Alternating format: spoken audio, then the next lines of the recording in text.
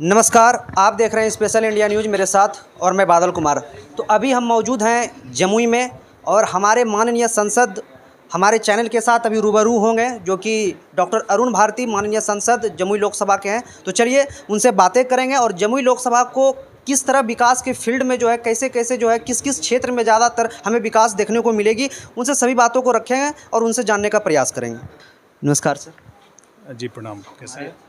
ठीक है सर, मेरे चैनल में सर आपका हार्दिक स्वागत है सर। और सबसे पहली बात कि सर जमुई लोकसभा के माननीय सांसद होने के नाते सर बहुत बहुत बधाइयाँ आपको सर, फिर से दोबारा जनता आपको मौका दिए। बहुत बहुत धन्यवाद। आप सब लोग के आशीर्वाद से, प्यार से जनता ने मुझे एक्सेप्ट किया, स्वीकारा और मुझे जिम्मेदारी दी है, इसका मुझे एहसास है।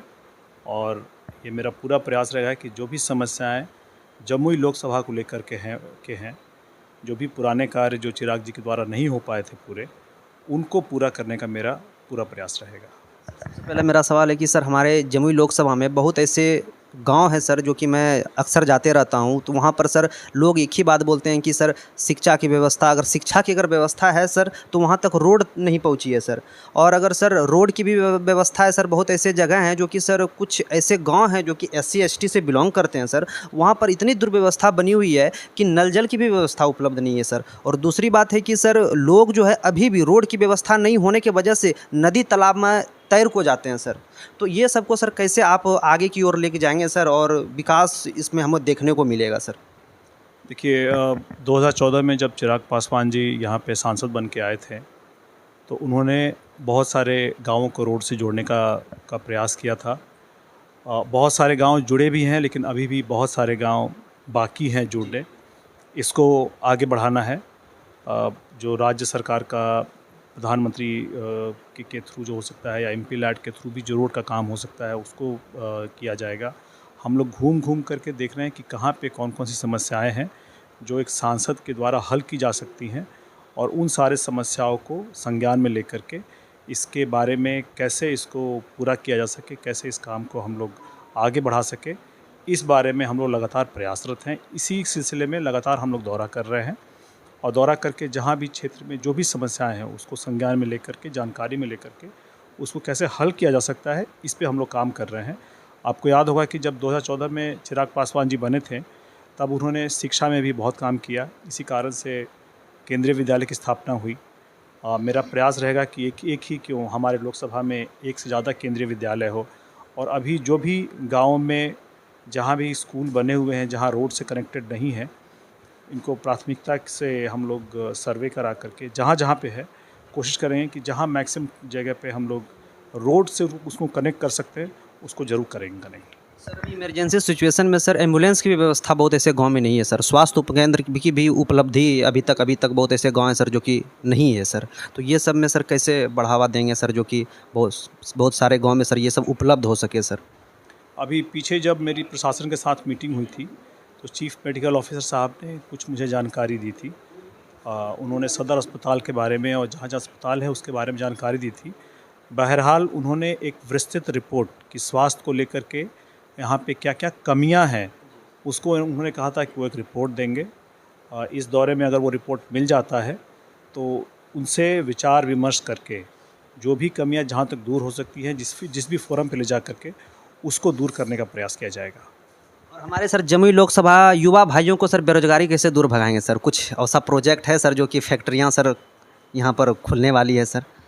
देखिए, हम लोग अभी दूसरा दौरा है मेरा ये सांसद होने के बाद, तो हम लोग लगातार अभी देख रहे हैं कि घूम करके कहाँ ऐसे प्रोजेक्ट्स हम लोग लगा सकें, ऐसे हम लोग परियोजनाएं ला सकें जहाँ पे जो रोज़गार की समस्या है उसको भी दूर किया जा सके।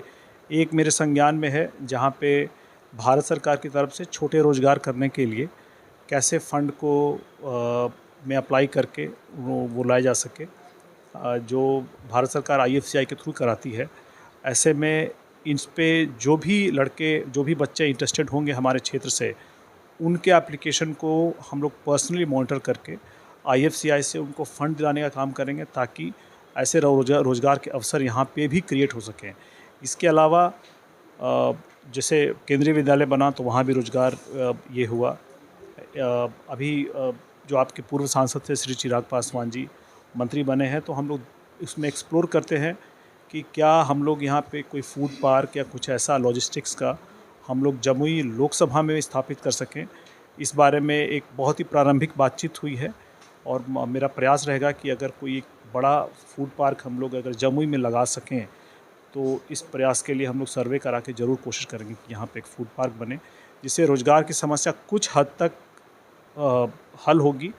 और ये भी प्रयास रहेगा साथ में कि अपने युवाओं को यहाँ रोज़गार के लिए और कैसे भारत सरकार की जो योजनाएं हैं उसको हम लोग धरातल पर ला सकें, ताकि ये समस्या जहाँ तक हल हो सके उसको हल करने का प्रयास किया जाएगा। कृषि के क्षेत्र में किसान भाइयों को सर किस तरह का मजबूती सर मिलेगी सर? कृषि क्षेत्र में देखिए सबसे जो बड़ा अभी है वो है आपका सिंचाई का जो व्यवस्था है उसके लिए। इस बारे में पिछली बार जब मैं आया था, मेरी मीटिंग हुई थी प्रशासन से, तो उसमें पेयजल मेरे लिए एक मुद्दा था, बड़ा मुद्दा था, प्रमुख मुद्दा था।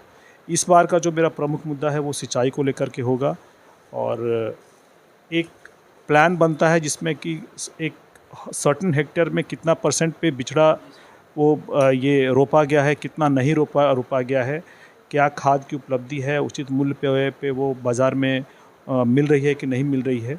इन सब मुद्दों को लेकर के भी प्रशासन से मेरी एक वार्तालाप होगी जिसमें ये सारा चीज़ डिस्कस होगा और इस बारे में जो भी वो मुझे जानकारी देंगे और समस्याओं के बारे में बताएंगे, इसको सुलझाने का प्रयास किया जाएगा। सर बहुत अभी सर हम लोग जैसे घूमते हैं सर कि ब्लॉक हो या फिर प्रशासन हो सर, वहाँ पर होता क्या है कि सर गरीब जनता को सर धमकाया जाता है, डराया जाता है कि ग्राहक सेवा केंद्र में सर कुछ ज़्यादा रुपया भी लिया जाता है सर आधार कार्ड वगैरह बनाने के लिए सर। तो कृपया करके हम चाहेंगे कि सर आप उन सबों को बोल दें कि सर ब्लॉक में ऐसी कोई भी चीज़ ना ले जिससे कि गरीब जनता को सर परेशानी का सामना करना पड़े सर। कि ये तो मूलभूत सुविधाएं हैं जो कि मुझे नहीं लगता कि इसके लिए कोई शुल्क लगना चाहिए, लेकिन उसके अलावा भी अगर शुल्क लग रहा है, ऐसा कोई आवेदन मेरे पास आया नहीं है। अगर आप ऐसा कोई आवेदन आता है आप लोगों के पास तो मेरे संज्ञान में लिया जाए। और ये तो गलत प्रैक्टिस है, ऐसा नहीं होना चाहिए। ये सारी सुविधाएं सरकार की तरफ से जो होती हैं वो मुफ्त ही होती हैं, इसमें कोई शुल्क नहीं लगता, या लगता भी हो तो बहुत एक नॉमिनल शुल्क लगता है। तो अगर कुछ ऐसा है तो मैं प्रशासन के संज्ञान में लाऊंगा और ये सारे प्रैक्टिसेस बंद होनी चाहिए, इसके लिए भी प्रयासरत रहेंगे हम लोग।